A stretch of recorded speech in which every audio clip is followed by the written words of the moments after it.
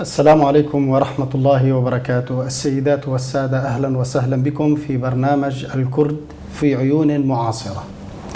هذا البرنامج الذي يحاول كسر الصمت والانتقال من مجرد الفكرة المجردة حول معنى الائتلاف والإنصاف والتعاون إلى الفكرة المجسدة في بناء جسور حقيقية بين النخب العربية وبين الشعب الكردي. نحاول من خلال هذا البرنامج نقل الإعجاب اللفظي إلى حالة موقف وليس مجرد نقل معلومة. ونستضيف في هذه الحلقة شخصا عرف بإبداعه وعرف أيضا بتجرده وحمله لرسالة، شارك في نقل أحداث في أماكن مهجورة نأت الكثير من المنصات الإعلامية عن تغطيتها، فغامر بنفسه وتعرض للمصاعب وللمتاعب. الأستاذ وضاح خنفر الذي نحاول في هذه الحلقة. أهلا وسهلا بكم. مرحبا. أستاذ وضاح، الكرد من القوميات الكبرى في المنطقة، وأنت لك صلة، يعني أنت لك رسوخ فكري وحضور إعلامي وأيضا حقيقة تميز في مواقفك. كيف تنظر إلى ما الكرد كقضية وكمظلومية يعانون اليوم من هضم في تناولهم على الأقل إعلاميا؟ شكرا جزيلا لكم على هذا اللقاء. في الحقيقة انشغلت منذ أن تركت الموقع الإداري في قناة الجزيرة، انشغلت بتأسيس منتدى الشرق، والفكرة الجوهرية وراء هذا المنتدى كانت أن أمما 4 تقاسمت هذه المنطقة من العالم، هم العرب والكرد والإيرانيون وكذلك الأتراك. والفكرة الجوهرية التي انبثقت في ذهني منذ عام 2008 هي أن هذا الفضاء الجغرافي فيه من التواصل أكثر بكثير مما استطاعت الدولة القومية الحديثة أو الدولة الوطنية الحديثة أن تدركه، لأن الدولة القومية أو الوطنية الحديثة التي تشكلت بعد انهيار الإجماع الذي كان قائما فيما يسمى بالأمة في ذلك الوقت، يعني قبل قرن من الزمان، هذه الدولة كانت زرعت زراعة في المنطقة. ولذلك فكرة الدولة القومية بالأساس هي فكرة لم تأتي من هذه المنطقة، هي جاءت من الغرب. لأنه نحن لم نكن نعرف، كان الكردي على سبيل المثال ابن لهذا الفضاء الواسع يمكن أن يتحرك فيه بسهولة، والعربي كذلك والتركي كذلك. وكانت الإشكالات المتعلقة بالتمايزات الثقافية لم تصل إلى حالة من التسييس، بمعنى أن القومية العربية أو القومية التركية أو القومية الفارسية تصبح دولة وبالتالي تعزل غيرها من القوميات، كما حدث في حالة الكرد على سبيل المثال. الكرد أصبحوا ضحية تشكل الدولة القومية الحديثة. نعم، هنا أنا أريد أن أسألك، بعد اتفاقية سايكس-بيكو وما تبعها، ألم يكن الكرد هم الأكثر ضحية سياسية وإلى الآن مظلوميتهم قائمة؟ هذه بالضبط الحالة التي أنا رأيتها في الفضاء الذي تشكل عبر 100 عام. الذي دفع الثمن تشكل الدولة القومية الحديثة، الكل دفع الثمن بالمناسبة، لأن دولنا القومية الحديثة مش عظيمة أيضا، ترى فيها من التناقضات شيء الكثير. يعني أنا لا أدافع عن الدولة القومية بالمناسبة، وأعتقد أنها زرعت فينا زراعة أرادت أن ترث ميراث استمر 1300 سنة من التواصل، ولكنها اليوم تصل إلى حالة من الأزمة. نحن دولنا جميعا فيها أزمات، أزمات حقيقية مش قادرة أن تتشكل فيها هويات حقيقية حديثة كما كان مأمولا قبل 100 عام. إحنا بعد قرن من الزمان نقول أننا وصلنا إلى أزمة. كثير من دولنا الآن تدخل في حالة حروب أهلية وفي حالة صراعات ومشاحنات مذهبية وطائفية بشكل غير طبيعي. لكن الكرد لم يحصلوا على دولة في هذا الفضاء بالمفهوم القومي الذي حصل عليه غيرهم، ولذلك هم دفعوا أثمان أنهم حشروا ما بين دول تشكلت على أسس معينة، وأنا برأيي أن التشكيلة التي وقعت منذ قرن من بعد سايكس بيكو لنقل في الحقيقة ظلمت الكرد، لا شك في ذلك، ولكنها أيضا بعد قرن أثبتت أنها غير صالحة للاستخدام، بمعنى أننا اليوم نعيش حالة من الصراع حول ماهية وجودنا ككائنات كأمم في هذه المنطقة. ولذلك لما بدينا نفكر في منتدى الشرق، ألا يوجد في وعينا الفكري وتفكيرنا الاستراتيجي حلول يمكن أن تخفف من غلواء الدولة القومية، وأن تعيد مرة ثانية حالة من الاتصال بين المكونات الأربع الموجودة في هذه المنطقة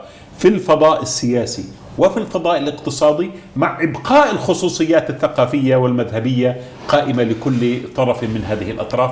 أنا أريد أن تنقل للنخب العربية وللإعلام تلك المرحلة التي أنا أراها من خلال متابعتي وقراءتي لبعض الملفات المتعلقة بهذا الشأن أنها زوايا مهجورة ومتروكة، وأنت غامرت. يعني حتى أنا عندما كنت قادم لإنجاز هذه الحلقة البعض سألني من الكرد، قالوا من ستلتقي؟ أنا لا أجاملك، قلت لهم الأستاذ وضاح خنفر، قالوا هذا رجل ينصف. نحن نريد أن نسمع أيضا هذه التجربة، يعني الآخرين عن تجربتك في تلك الأوضاع القاتمة والتي غيبت حقيقة. صحيح. هو في الحقيقة القصة الكردية في العالم العربي على وجه التحديد في الإعلام العربي كانت دائما ينظر إليها من باب الصراع. نعم. يعني دائما نحن ننظر إلى القضية الكردية من خلال صراعها مع المحيط السياسي، مع الدولة العراقية في بغداد، مع جماعات لها صدامات مع الدول الأخرى مثل إيران، تركيا إلى آخره. دائما حالة الكرد وتموقعها في الوعي الإعلامي العربي كان تموقعا صراعيا وإشكاليا. وأنا بتقديري أنا شخصيا لما ذهبت هناك ودخلت في الواقع الكردي وتعرفت على النخب الكردية وعشت الحياة الطبيعية اليومية، لا أخفيك أنني دهشت لطيبة وبساطة والملكات الإنسانية المحترمة جدا لدى عموم الكرد حقيقة. يعني لأنه كما قلت لك كل ما كنا نقرأ دائما كنا نقرأ عن إشكالات عمالها بتقع في منطقة كردستان العراق أو في المحيط الأوسع من الامتداد الكردي في الدول المجاورة، لأن هناك شعورا بأن الكرد ظلموا، لم يحصلوا على دولة كما قلت، وبالآخر هم يريدون تشكل فضاء سياسي، وطبعا ما في دولة في الجوار ستسمح بمثل ذلك، لأن ذلك قد يتناقض مع سياساتها وسيادتها، وبالتالي الصراع يحدث. أنا رأيت زاوية أخرى في المجتمع الكردي، رأيت أنهم حملوا روح الشرق، الروح التي بالأساس كان ينبغي علينا جميعا أن نحملها، وهي قبل أن نتحول إلى كائنات تقدس الحدود المصطنعة والشعارات التي زرعت من الغريب ولم تنبت من الأرض العربية أو الأرض التركية أو الأرض الإيرانية. أنا برأيي أن الذي حدث هو اغتيال للوعي السياسي الاستراتيجي القديم الموجود عند أبناء الشرق، وتحويلهم إلى كائنات تبحث عن الفروق والشروخ والابتعاد عن بعضهم بعضا من أجل صناعة ما نسميه بالدولة الحديثة. نعم. مع العلم، وهذا الذي أريد أن أذكر دائما به، أن الدولة القومية التي صنعها، التي ولدت في الغرب أوروبا نفسها التي صنعت الدولة القومية تخلت عن سيادة الدولة القومية بمفهومها القديم لحساب مفهوم جديد اسمه الاتحاد الأوروبي. نعم. واستطاعت أن تندمج في فضاء اقتصادي وسياسي. الكرد ضحايا نموذج فاشل في واقعنا العربي، اللي هو نموذج في واقعنا الشرقي، اللي هو نموذج تشكيل دول قومية لم يحدث أن طبقت على الكرد، بل حرموا منها، ولكن أيضا كما قلت لك الجميع أيضا يعاني من إشكالاتها في هذه المرحلة. لذلك أنا أعترف أن الكرد نعم وقعوا ضحية لهذا التشكل قرن الحيرة، وإن شئت بالنسبة لأمم أخرى مثل الأمم العربية قرن الإهانة، أنا أسميه هكذا. وهذا القرن قرن الإهانة هي تسمية أطلقت بالأساس على الصين في منذ منتصف القرن التاسع عشر الثامن عشر إلى أو التاسع عشر القرن العشرين. وأنا أعتقد أنها وقعت في العالم العربي. نحن تم اغتيال مسيرتنا الطبيعية الاستراتيجية ومزقنا، ولذلك هذا التمزيق الذي وقع علينا الآن نحن بنحصل ثماره المرة. فالكرد ضحية ولكن العرب أيضا ضحايا. هل يقر بهذا الكلام الذي تقوله حضرتك الكثير من النخب؟ ألا نجد أن هناك من يستطيع أن يتلاعب بموضوع الوجود الكردي وحقيقته، حتى أن بعض اللافتات مثلا الرموز الكردية يتم تعريبها صلاح الدين الأيوبي، البعض يقر بأنه أو ينادي بأنه عربي مثلا. هذه الكلمات أو حضرتك الإقرار بأنهم كانوا ضحايا هل هذا موجود في الشأن؟ هذا أيضا من جهل الدولة الحديثة. هاي المحاولة اللي تفضل فيها. نعم. أنه نحن كان لدينا فضاء واسع كبير يسافر فيه الإنسان ابن هذه الأمة دون أن يذكر أو أن يصنف بأنه كردي أو عربي أو فارسي أو غير ذلك، ولكنه يحمل صفة الانتماء للأمة أينما وجد. أنا أذكر مثال دائما ابن بطوطة. سافر ابن بطوطة أكثر من 120 ألف كيلومتر، تجول في كل أنحاء العالم 30 عاما. وعندما كان يسافر هو من طنجة، لكنه ذهب إلى الصين سفيرا لملك الهند المسلم. ذهب أصبح قاض في المالديف. ذهب إلى سومطرة وكان له شأن عند أميرها أو ملكها. وكل بلد حل فيه لم يكن يقول هذا المغربي أو الطنجي، لا، كان هذا ابن بطوطة ابن الأمة الذي تتساوى لنقل انتماؤه مثل أي واحد ثاني، وبالتالي كفاءته يتم الاستفادة منها في أي محل وذهب. لذلك لم يكن الكردي يشعر بالغربة. يعني ما في كان داعي نقول صلاح الدين الأيوبي كردي ولا عربي ولا فارسي ولا تركي في ذلك الوقت، لأنه صلاح الدين الأيوبي وصل صلاح الدين الأيوبي. نعم. ولو كان غير ذلك ما نحن الآن نحن نتنازع بسبب ضيق أفق الدولة الحديثة وفكرة القومية الحديثة. بدأنا نتنازع على مثل هذه الأمور. لما نقول ابن أبو حنيفة، اليوم أنا بقرأ نقاشات كثيرة، أبو حنيفة كان عربي ولا فارسي؟ يعني هل هذا شيء مهم؟ إنه هل طرح هذا النقاش أيام أبو حنيفة؟ لم يطرح، لأن أبو حنيفة ابن الأمة. مثلا الترك اليوم أحناف على سبيل المثال، لو كان اليوم بمفهوم اليوم قلنا أبو حنيفة الفارسي، ممكن كثير ترك كل لك لا احنا بدناش واحد فارسي احنا نتبعه. جلال الدين الرومي الذي يعظمه الترك كل أدبه كان فارسيا، وكان هو أيضا من بلاد فارس. طب من المسؤول عن هذا أزمة الوعي هذه؟ أزمة الوعي هذه المسؤول عنها حالة تحول استراتيجي جيوسياسي حدث في العالم بعد الحرب العالمية الأولى. نعم. اغتال فكرة الإجماع، اغتال فكرة الأمة، وحولنا بالغصب إلى كائنات تقدس منظومات دخيلة علينا اللي هي فكرة الدولة القومية.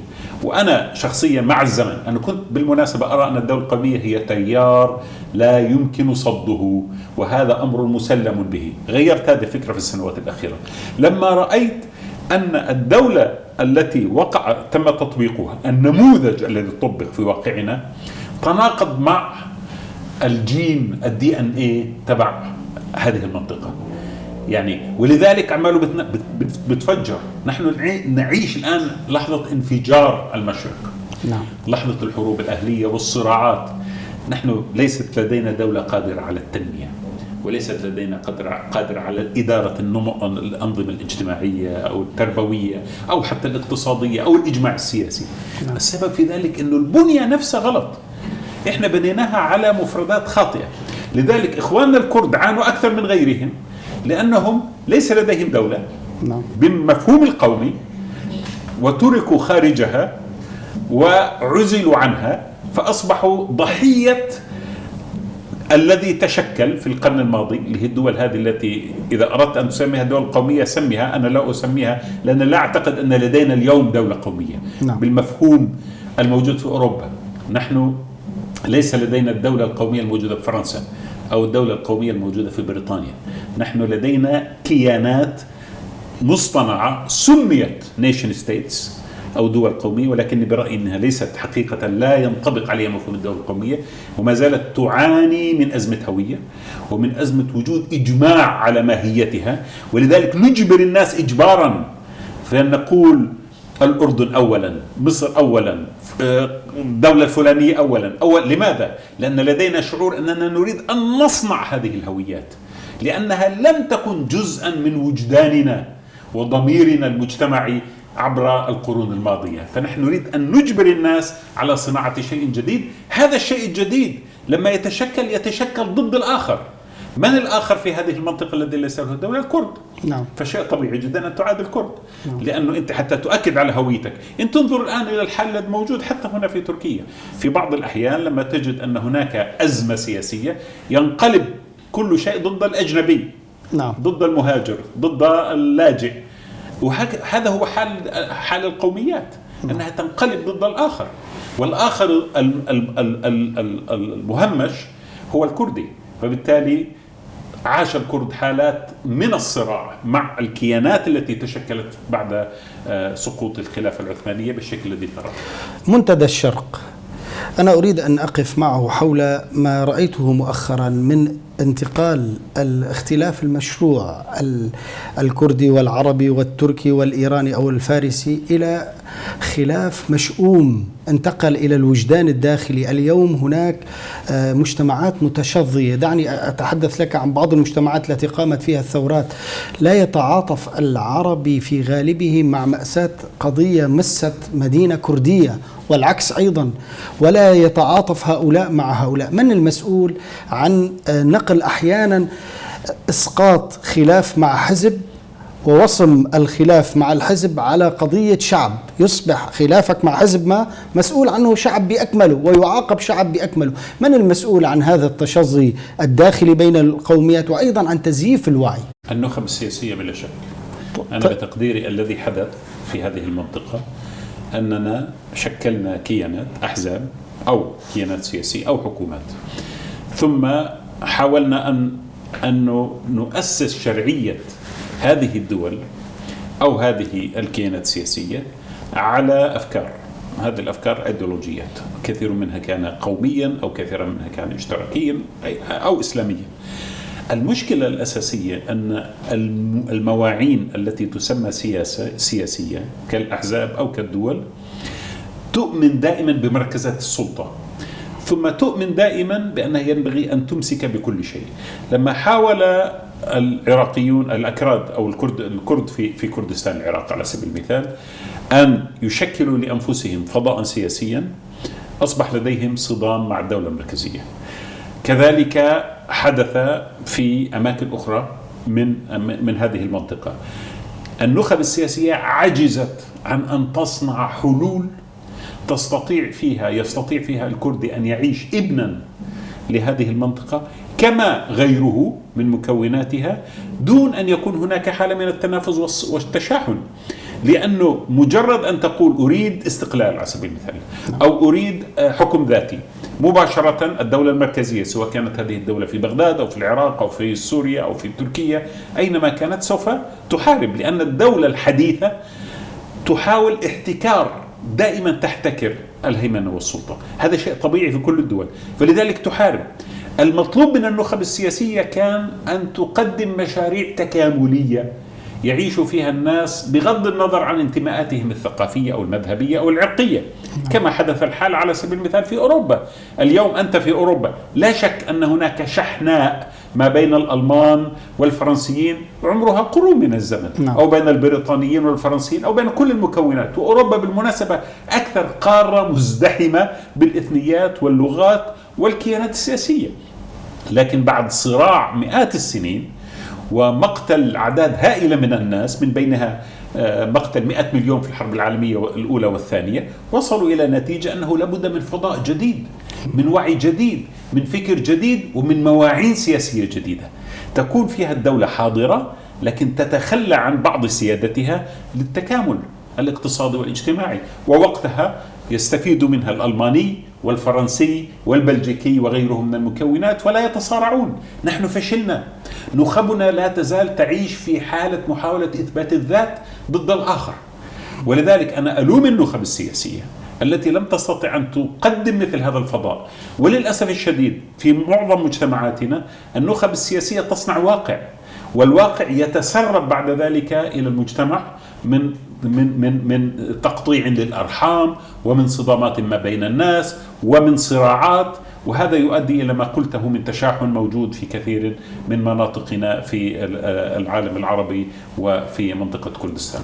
منتدى الشرق ماذا قام من خطوات عملية يعني لرأب الصداع أو لتجسير الهوى وجمع الكلمة بين هذه القوميات وبالأخص الكرد تحديدا، وهم ينظرون إليك نظرة احترام كبيرة؟ وأنا حقيقة أنظر أن القضية المركزية لمنتدى الشرق يمكن أن تتجلى بشكل أوضح ما تكون في كردستان حقيقة يعني. والسبب في ذلك كما قلت لك أن الكرد بشكلهم الحالي هم البقية الوارثة لما كان عليه الحال قبل 100 عام، ثم جاءت التشكيلات السياسية الأخرى واللي أعتقد أنها تفشل إلى حد كبير جدا في صناعة فضاء متراحم أو متساند. ومن هنا منتدى الشرق يعمل على مستويين. المستوى الأول مستوى له علاقة بالبعد الاستراتيجي والسياسي. نحن ندعو ونقدم من الدراسات والمؤتمرات ما يدعو إلى تشكيل بنية اقتصادية تكاملية في المنطقة عابرة للأمم التي ذكرتها، الأمم الأربعة، وبنية سياسية تحاول أن تتواصل فيما بينها. اليوم ستقول لي هذا الكلام مستحيل، عندنا حرب في سوريا وعندنا مشاكل في العراق، صحيح، لكني دائما أقول النخب ينبغي أن تقدم الحلول وتكون هذه الحلول واقعية، ولكنها بنفس الوقت قادرة على أن تحل الإشكالات العتيقة والقديمة والصراعات التي نمت منذ زمن والتي يرجح أن تستمر. وستأتي اللحظة التي نطبق مثل هذه المفاهيم.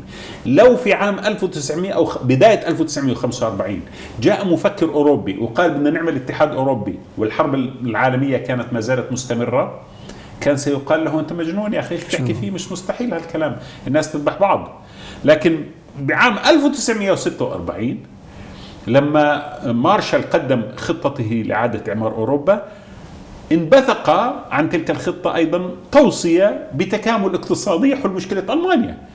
وبعدها بسنوات قليلة بدأنا نرى حالات تكامل جديدة، لأنهم اقتنعوا قناعة براغماتية أن التكامل الاقتصادي يؤدي بعد ذلك إلى تكامل سياسي ولو جزئي، ويؤدي إلى تخفيض الصراعات ولاستيعاب الجميع في معادلة جديدة.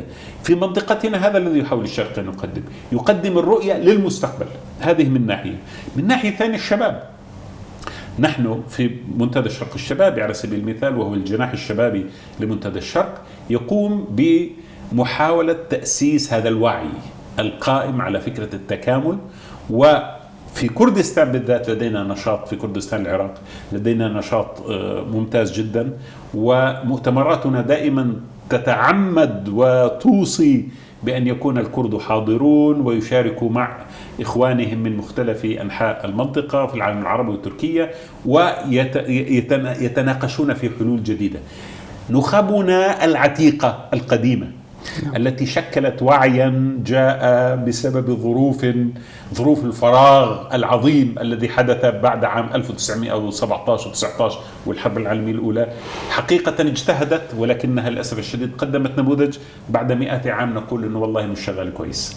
إذا بدنا نخب جديدة تفكر بمفاهيم جديدة وتحاول أن تفكر للمستقبل، وهذا المستقبل يكون قائم على التساند والتراحم وليس على الصراع والتمايز، على التكامل التفاضل والتكامل، وأيضا قائمة على اختراع حلول جديدة. لماذا في كل أنحاء، في أمريكا اللاتينية وفي إفريقيا وفي آسيا تتقارب الدول لصناعة تكتلات من أجل أن تستفيد جميعا من منظوماتها الاقتصادية المتكاملة. في منطقتنا ما زلنا نتباعد ونتصارع ونختلف. حتى أن بعض النخب أستاذ وضاح تحولت إلى أبواق للسلطة، يعني أصبحت تستخدم مفردات السلطة في التعامل مع القوميات وبالأخص القومية الكردية. نحن وجدنا عندما يحصل خلاف يستخدم نفس أسلوب السلطة المستبدة والمتسيدة بالإكراه، وهؤلاء ليسوا جزء من السلطة وإنما قد يكونوا في الطرف الآخر المعارض، لكن نفس عقلية السلطة بطريقتها العتيقة والقديمة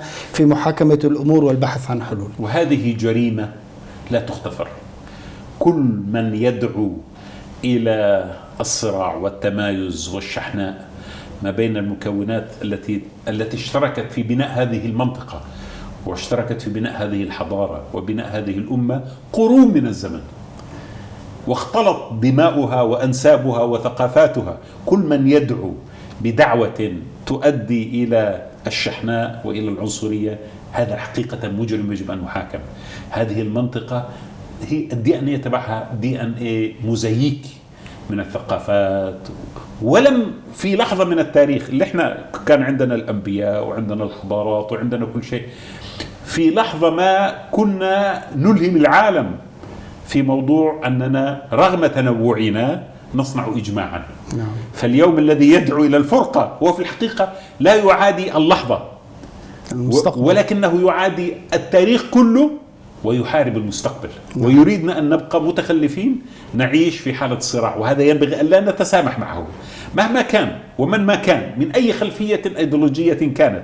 كل أيديولوجيا تدعو إلى تمزيق وحدة أبناء هذه المنطقة واستعداء بعضهم على بعض إنما هو مجرم بحق المستقبل وهو مجرم في عيون التاريخ. أستاذ وضاح، أدرتم قناة وشبكة إعلامية كبيرة تعد من أهم المنصات الإعلامية في الشرق الأوسط، وكونكم يعني إعلامي مخضرم، ما هي مقترحاتكم لتكوين ذائقة إعلامية مشتركة لإنصاف الكرد ومد جسور بين سائر القوميات؟ الحقيقة حتى أكون صادق معك في تجربتي الإعلامية الشخصية، تغطيتي لإقليم كردستان كانت نقطة تحول أساسية.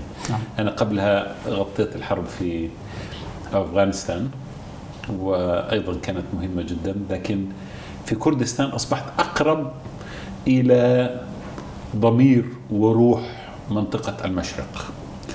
وكما قلت لك رأيت في كردستان الآفاق التي ينبغي أن نصل إليها من حيث استعادة أبناء هذه المنطقة لضميرهم الجمعي ولتشكيلاتهم السياسية ولتكاملهم الاقتصادي، وهذا كان منبع فكرة الشرق.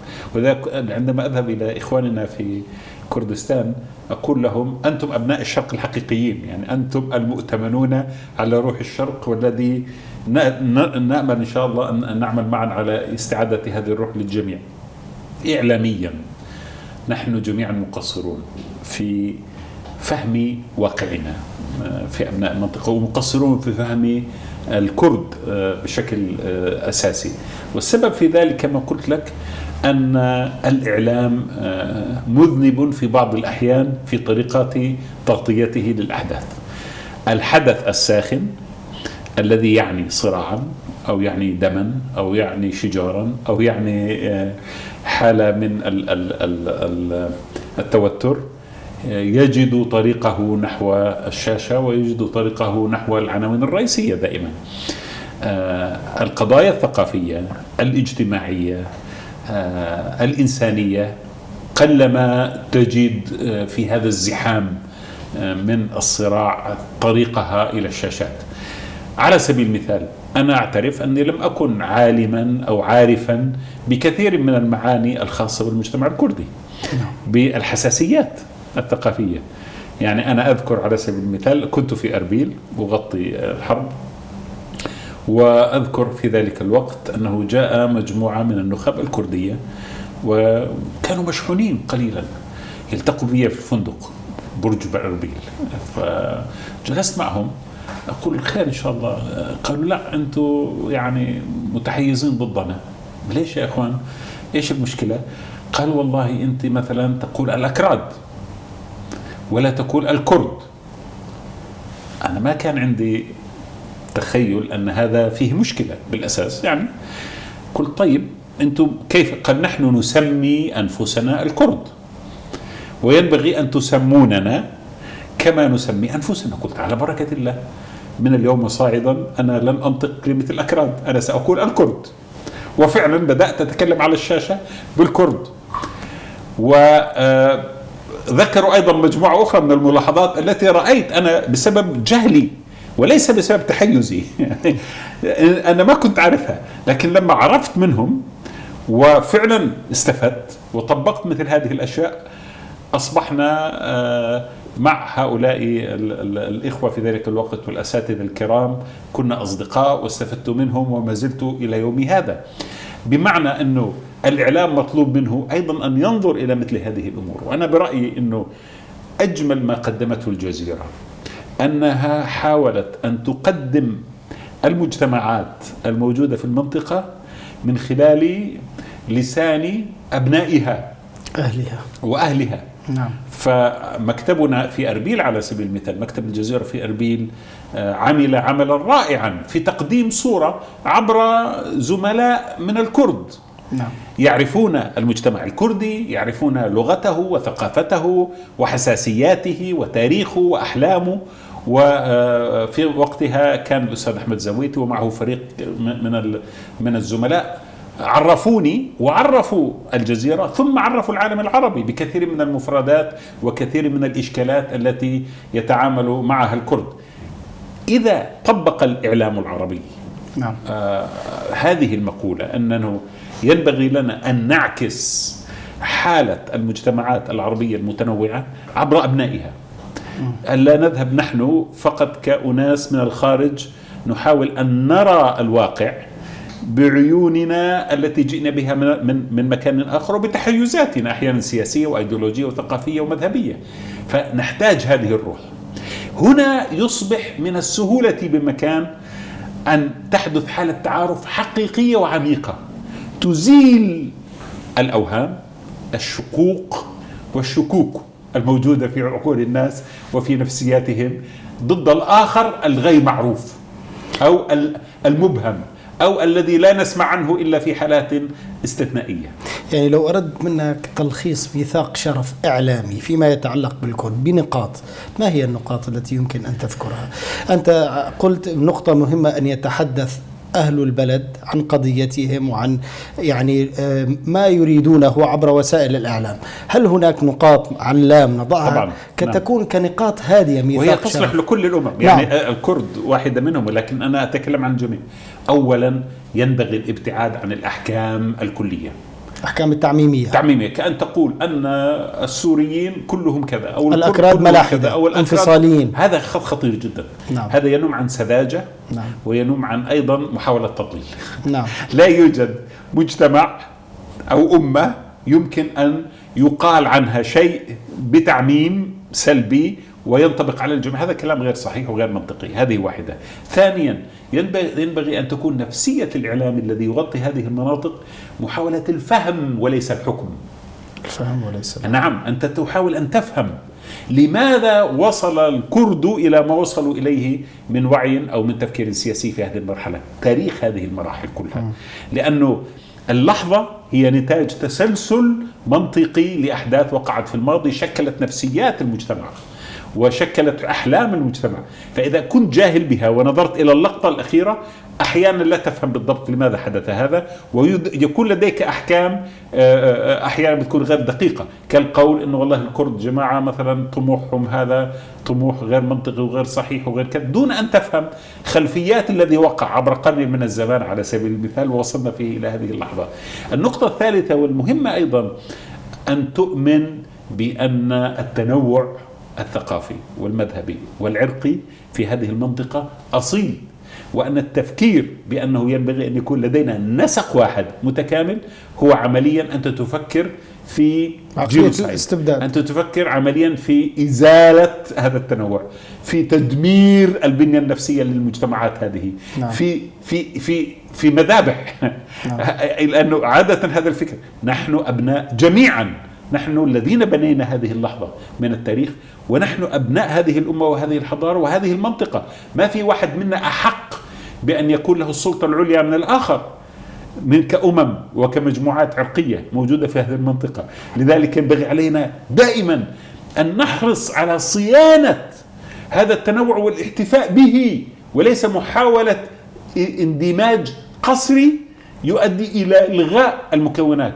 في لدينا نحن تصور عن أنفسنا كأبناء لأمة واحدة، ولكن تحت هذا التصور من الطبيعي أن أكون أنا كرديا، وأن تكون أنت عربيا، وأن يكون هذا فارسيا، وهذا شيء طبيعي جدا، وهذا الذي وقع عبر آلاف السنين ولا يمكن إلغاؤه، لأن لدينا اليوم دولة حديثة تؤمن بأنه لا بد من الجميع أن يكونوا على قلب رجل واحد فيما يتعلق بانتماءاتهم الثقافية.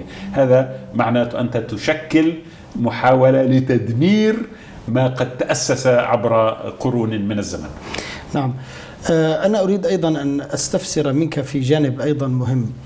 قناتنا تعمل على يعني مد الجسور في هذا الاتجاه المهم، وهو يعني جمع هذه القوميات على قضايا متفق عليها، وفي مقدمتها العدل والإنصاف.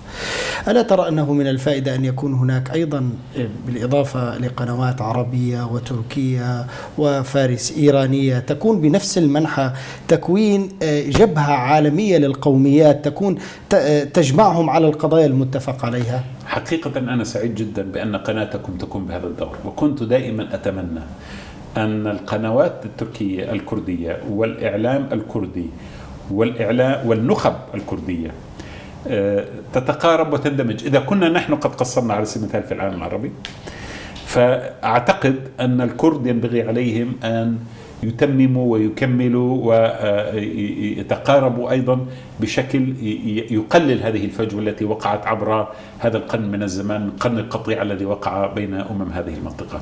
لذلك أنا سعيد جدا بأن مثل هذا التوجه موجود لديكم، وأرجو أن يتسع ليشمل الجميع. وأنا أعتقد أنه في كردستان أنا تعرفت على مثقفين وأدباء وسياسيين لا أستطيع إطلاقا إلا أن أقول أنهم أبناء شرفاء من أبناء هذه المنطقة، لديهم من الوعي ومن الفكر ومن سداد البصيرة ما يمكن أن يفيدوا به غيرهم أيضا من الأمم الموجودة في المنطقة. وأعتقد أنه لا ينبغي علينا ككرد على سبيل المثال أن ننغلق على فكرة واحدة، وأن يكون بيننا وبين القوميات الأخرى أي حالة من القطيع، لأنه كما قلت لك أنا نظرتي الشخصية بعد كل هذه السنوات أن فضاء جديدا ينبغي أن يتشكل في هذه المنطقة، وهذا الفضاء يساوي بين الكل. وكما قلت الإعلام التركي والإعلام الإيراني والإعلام العربي والإعلام الكردي جميعا ينبغي أن يتآزر في ذلك، لأن خلاف ذلك هو القطيعة التي عانينا منها قرنا، والتي نحصد ثمارها المرة، والتي لم تفدنا كثيرا. هلا الحقيقة لو تأملنا بالنقاط اللي ذكرتها حضرتك، هي التي جعلت اختفائها، يعني عدم وجودها كميثاق شرف سواء كان إعلامي أو عند النخب، هي التي جعلت الكردي لا يثق بالعربي ولا يثق بالمسلم، وأدت إلى أن أي شيء يتعلق الكردي ينظر إلى العربي أو إلى المسلم نتيجة أحكام سابقة معممة. كما أنت أسلفت، توقفوا عن التعميم التعسفي لأنه يتناقض مع التفكير الموضوعي. هناك أحكام معممة وتعسفية على الكرد أفضت إلى فقدان الثقة أيضا من الكرد بالإسلاميين بين قوسين وبالقوميين العرب. القومي الذي حول قوميته إلى دين، والمتدين الذي حول دينه إلى طائفة، كل ذلك ليقمع الكردي عن حقه السياسي أو فضاء متفق عليه أو مشترك. هذه أيضا ينبغي أن يتم مدارسته والإفصاح عنه بشكل بدون مكياج وبدون إخفاء. يعني أنا أؤكد ما قلت وأثمن حقيقة أستاذ وضاح، أن يتحدث القوم بلسانهم وعن مآثرهم أو عن قضيتهم، يعني يعبرون عنها، وأن نتوقف عن الأحكام التعميمية التعسفية. عندما تفكك الاتحاد السوفيتي وجدنا أن القوميات التي أسست هذا الكيان تسارع مباشرة إلى تأسيس دويلات.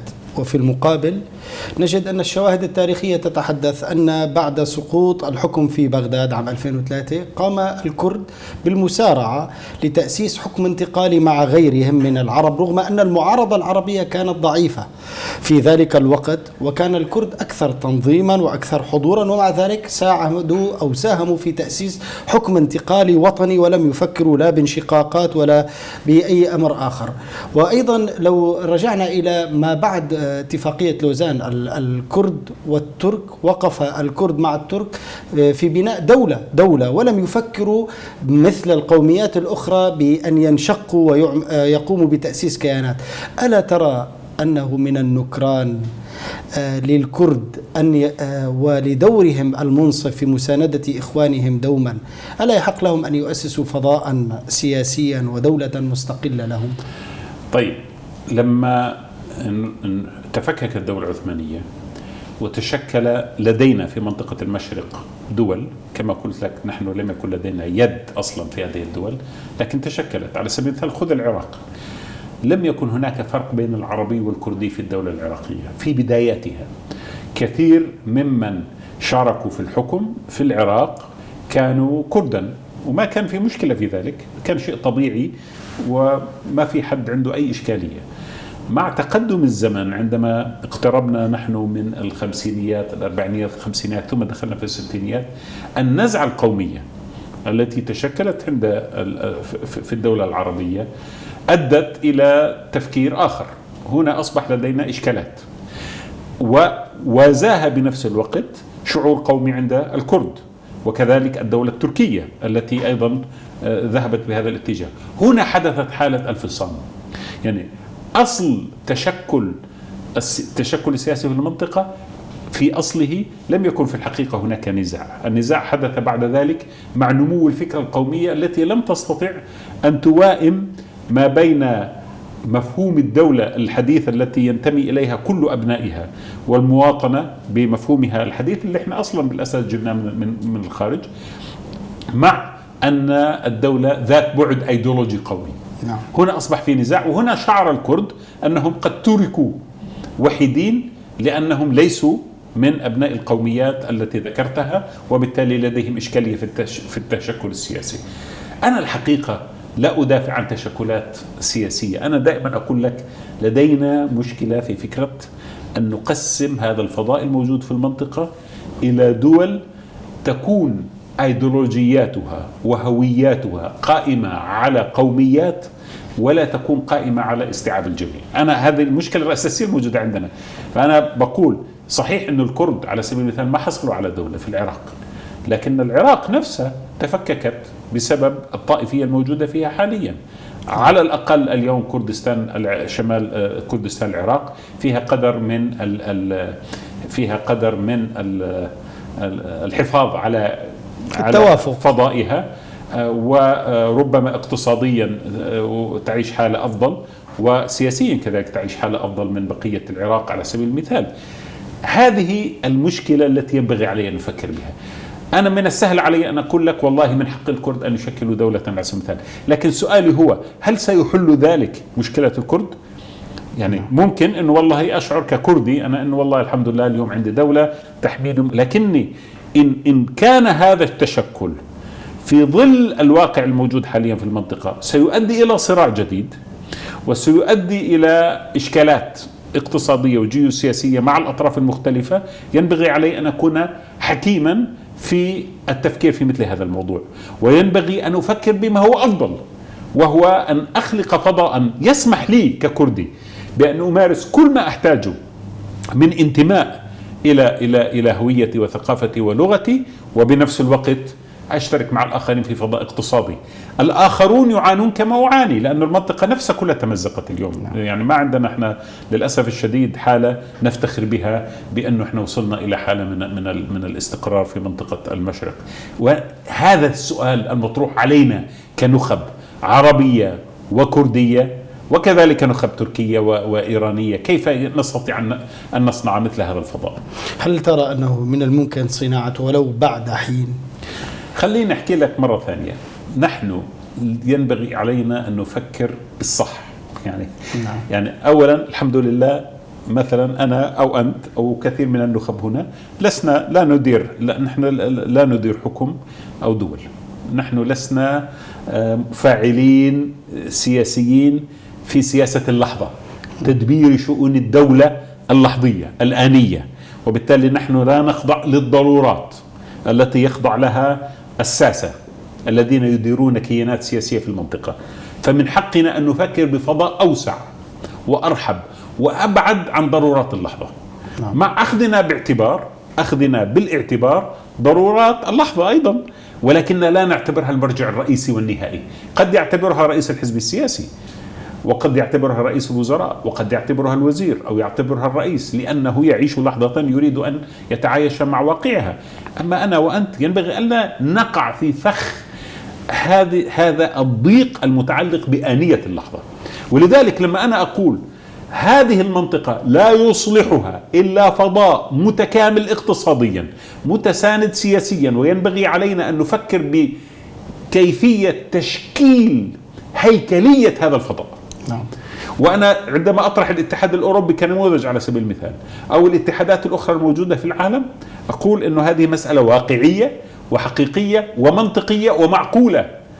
الغير معقول أن نبقى كما نحن عليه بعد تجربة هذا الحل لقرن من الزمان الفشل فيه هو النتيجة. لذلك السؤال هو من الواقع مستقبلا أن يكون كذلك، وينبغي أن يكون كذلك. أنا الصراحة لا أرى حلا للمنطقة، لا أرى حل. يعني ما حنصل للحظة نقوم فيها كلنا عايشين في حالة من الرخاء والاستقرار الاقتصادي والازدهار إذا ما كان لدينا مثل هذا التكامل الذي أتحدث عنه. ونحن أبناء هذا التكامل، نحن الذين صنعنا فكرة التكامل عبر فكرة الأمة القديمة الموجودة في أذهاننا. إحنا اللي صنعناها بالمناسبة، مش أوروبا. أوروبا عملت الدولة القومية وجابت لنا إياها وتخلت اليوم عن الدولة القومية لحساب الاتحاد. الولايات المتحدة الأمريكية على سبيل المثال هي تشكل سياسي ضم 50 ولاية، وما حدا قال مش معقول. وعندهم أيضا إشكالات، في ناس كان منهم ألمان، وكان منهم ناس آيرلنديين، وكان منهم إنجليز، وكان منهم إسبان، ومع هذا شكلوا شكل ما وعملوا دستور وكان هو الحكم والعقد الاجتماعي والسياسي بينهم. أنا بقول لك صحيح إنه بقدرش بكرة أعمل اتحاد زي الولايات المتحدة الأمريكية في المنطقة، لكني أستطيع أعمل ما يشبه الدرجة الأولى من درجات تشكل الاتحاد الأوروبي اللي بدأ في الخمسينيات ثم انتقل بعد ذلك إلى ما انتهى إليه. هي عملية تدرج وعملية تربح للجميع، مش واحد حيربح على الثاني ولا واحد حيسيطر على الثاني أو يصادر حرية الآخر. لكن إحنا اقتصاديا نحتاج هذا، لأن إحنا معتمدين على أنفسنا على بعضنا البعض عمليا. فعملية التمزيق السياسي تؤدي إلى تمزيق اقتصادي، والتمزيق الاقتصادي يؤدي إلى الفقر، والفقر يؤدي إلى الجهل، والجهل والفقر يؤدي إلى العنصرية، ويؤدي إلى استعداء العربي على الكردي والتركي على الكردي والفارسي على غيره، وهكذا.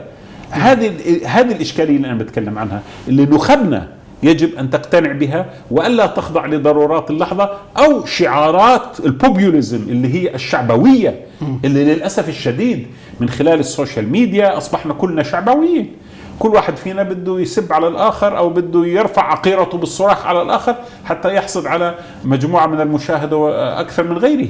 هذا حرام في واقع من واقعنا العربي. نحن في الواقع المشرقي العربي الكردي التركي الإيراني، هذا النزاع استهلكنا ودمرنا، وواضح أنه ما له نهايات. ما حنصل فيه إلى أنه طرف منا ينتصر على الآخرين ويلغي وجودهم. لابد بإقرار تعددية تكاملية. أبسولوتلي. وهذه التعددية التكاملية كما قلت لك أنا بوجهة نظري تبدأ بالاقتصاد. برأيي أنه الاقتصاد في النهاية هي اللغة التي لا يخطئها أحد. أن الكل يستفيد، وإحنا فعلا ممكن نستفيد اقتصاديا لو بدينا نفكر في مشروعات اقتصادية عبر الحدود. لذلك أنا أشجع فكرة الاتفاقيات، اتفاقيات التجارة الحرة في دول المنطقة. أشجع انتقال الإنسان والبضائع بشكل حر في دول المنطقة. أشجع على سبيل المثال المشاريع العابرة للحدود مثل سكك الحديد، مثل الموانئ التي من خلالها يمكن أن تتحرك نحو دول تستفيد منها، مجموعة من الدول تستفيد من ميناء واحد. أشجع على سبيل المثال اعتماد المنطقة على بعضها البعض في موضوع الطاقة، وكلنا نعاني. المياه ستكون تحدي كبير لنا جميعا، كيف نستطيع أن نبني من السدود والإمكانات المائية ما لا يعطش منه أبناء العراق ولا يتأذى منه أبناء كردستان أو أبناء سوريا، ونحن مقبلون على مشكلة جفاف عالمية كبرى وسنوات ساخنة. هذا كله مشاريع تحدي لنا جميعا، فينبغي علينا أن نبدأ نفكر بذلك. وكما قلت لك هذا ينسجم مع الدي ان اي تبعنا، مع الجين الثقافي والحضاري، ومع انتمائنا لهذه الأمة وانتمائنا الفكري والاجتماعي والاقتصادي. يوم ما إحنا شكلنا هذا الوعي كانت اللحظة الذهبية في تاريخنا. يوم ما تنازلنا عن هذا الوعي تحولنا إلى مجموعات من الكيانات المتصارعة التي لا هم لها إلا أن يتغلب بعضها على بعض ويديرها الأجنبي من الخارج. ولذلك أصبحنا مطية للاستعمار ومطية للقوى الغربية اللي بتتحكم فينا. والصراعات بين الكتلة الشرقية والكتلة الغربية تمت في منطقتنا، وأخشى إن بقي الحال على ما هو عليه أن يكون الصراع المستقبلي بين الكتلة الغربية وما بين الصين في منطقتنا أيضا، فنصبح دائما نحن الميدان الذي يصفي به الكبار خلافاتهم، إلا إن استعدنا عافيتنا وتكاملنا وأصبحنا مركزا جيوسياسيا قائما بذاته يجلس على الطاولة مثل الصيني، مثل الأمريكي، مثل الروسي، ويتحدث عن خارطة لموازين القوة جديدة في العالم. سنبقى ضعفاء إلا إن تكاملنا. هذه قاعدة ينبغي علينا كنخب أن نتفق عليها، سواء كنا إسلاميين أو قوميين أو علمانيين أو اشتراكيين، كردا أو عربا أو تركا أو غيرهم. ينبغي أن نتفق على هذه القاعدة ونجري حوارا فيما بيننا على على تطبيقات مثل هذه النظرية. في إقليم كردستان هناك ما يقارب ما بين 2.5 مليون إلى 3 مليون لاجئ ومبعد وطريد عاش في كردستان والعراق ويتمتع بكافة الحقوق. لم نسمع منه أي من الشعب الكردي في إقليم كردستان أي تشكي أو امتعاض. في المقابل نجد أن هناك بعض الدول المجاورة لسوريا والعراق تشتكي من اللاجئين وتجعلهم هم العثرة، وكلما يعني الكوز بالجرة مثل ما بيقولوا عنا بتلاقي بيرفعوا أنه هن السبب المشكلة. ألا يستحق بالفعل إقليم كردستان موقف من العرب يعني ينصفوا على هذا الأمر؟ أنا لا أخفي تحيزي وإعجابي الشديد بالمجتمع الكردي في الحقيقة. يعني أعتقد أن الكرد حافظوا على أصالة في أخلاقهم وفي انتمائهم إلى أمتهم وانتمائهم إلى هذه المنطقة، ينبغي علينا جميعا أن نعترف بها وأن نقدرها. هؤلاء عانوا، الكرد عانوا في هذه المنطقة، يعرفوا معنى المعاناة، يعرفوا معنى التشرد، يعرفوا معنى الهجرة، يعرفوا معنى اللجوء. وأعتقد الذي يقومون به الآن من احتضاء هؤلاء المهاجرين وهؤلاء اللاجئين ينبغي أن يشكروا عليه ونعترف لهم بالفضل. لأنه أنا أقول لك بصراحة، لأني عشت في مناطق الكرد في شمال العراق، في كردستان العراق، أعتقد شخصيا وأحن دوما في الحقيقة إلى زيارة المناطق الكردية، أعتقد أن المجتمع الكردي رغم كل المآسي التي عاشها حافظ على شخصية وعلى تميز أخلاقي رفيع. نعم. وأتمنى أن يكون هذا التميز الأخلاقي الرفيع ملهما لنا جميعا كأبناء لهذه المنطقة ولهذه الأمة. ولذلك أدعو الإعلام الكردي والنخب الكردية أن يمدوا أيديهم لنا جميعا في هذه المنطقة لكي نعمل على مشاريع مشتركة ولكي نغادر إلى الأبد القطيعة التي زرعت وتم يعني إجبارنا عليها عبر 100 عام، وأن نستعيد عافيتنا وأن نمد أيدينا وأن نتصافح لكي نمشي نحو المستقبل. الكرد قوم يستحقون أن يعيشوا حياة كريمة إلى جانب شعوب هذه المنطقة، والعرب كذلك والترك كذلك، ونحن جميعا يجب أن نؤسس لهذه المنظومة.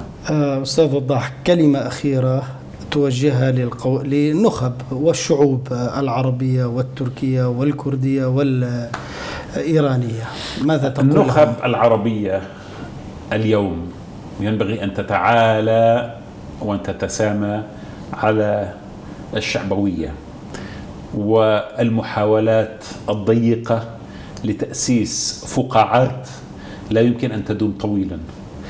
ينبغي علينا أن نعود مرة ثانية لتفكير أصيل، لتفكير أبعد عن تمجيد الذات، لتفكير يتناول أننا نحن أبناء الأمة العربية ائتمنا على رسالة، وينبغي أن نواصل، أن نمد أيدينا نحو إخواننا في كردستان، أن نمد أيدينا نحو إخواننا في العالم المشرقي جميعا، وأن نبدأ أن نفكر جميعا بمنظومة واحدة. التفكير الجزئي والاجتزائي والتبسيطي والتسطيحي الذي مر علينا عبر عقود من الزمن لم يوصلنا إلا إلى لحظة من التناوش والصدام والصراع. لذلك أتمنى على كل النخب في هذه المنطقة أن تتسامع انتماءاتها الأيديولوجية أو المذهبية أو انتماءاتها العرقية، وأن ترتقي نحو شيء جديد. وحقيقة إذا فعلنا ذلك لا نحتاج إلى كثير وقت. أنا أضمن لك أن منطقة المشرق ستتحول إلى مركز جيوسياسي، مركز اقتصادي عالمي بأسرع مما يتوقع الناس جميعا، لو أننا تساندنا وتعاوننا وتكاملنا بدلا من الشحناء والبغضاء والصراع الذي نتعايشه. لا يسعني إلا أن أتوجه بجزيل الشكر للأستاذ وضاح خنفر وللإخوة والأخوات الذين كانوا معنا في هذا اللقاء في قناة كردستان 24. الحقيقة أن المثقف هو مبشر ومعترض وصاحب مشروع، وقد رأينا الأستاذ وضاح خنفر رجلا مشاكسا يؤمن بالعدل ويؤمن بالانتماء إلى الأمة في مجموعها الحضاري، وهو ينادي بالإنصاف وينادي بالتكامل وينادي برفع المظلومية وينادي بإطلاق الفهم وليس بإطلاق الأحكام التعميمية التعسفية التي تتماهى مع عقلية الاستبداد التي بالأصل ليست إلا هي التي جلبت لهذه المنطقة كل الكوارث. نلتقي بكم في حوار آخر وفي عين عربية معاصرة تنظر إلى الكرد بعين وإنصاف ورؤية جديدة، وسلام الله عليكم ورحمته وبركاته. شكرا أستاذ. شكرا، بارك الله فيك. شكرا جزيلا. الله يبارك فيك ويجبر خاطرك.